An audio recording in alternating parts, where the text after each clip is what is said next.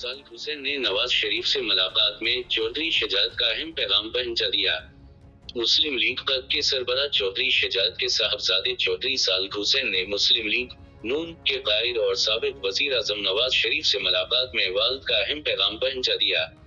सादिक हुसैन ने लंदन में नवाज शरीफ से मुलाकात की। दफ्तर पहुंचने पर उनका इस्तकबाल साबिक वजीर आजम के साहबजादे हसन नवाज ने किया।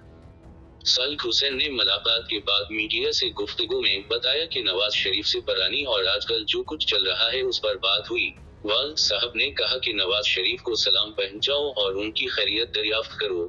मुलाकात में उनसे दरख्वास्त की है कि वो वतन वापस आए, ताहम उन्होंने वापसी के हवाले से कोई हतमी तारीख नहीं बताई।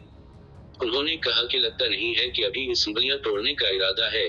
मोनसलाई ने हुकूमत में जाने से पहले चौधरी शजात को एतमाद में नहीं लिया। मोनसलाई जब चाहे राबता कर सकते हैं, मुझे कोई मसला नहीं, कोई जाती मकासद नहीं, मुल्क की बेहतरी के लिए सबके साथ मिलकर काम करना चाहते हैं।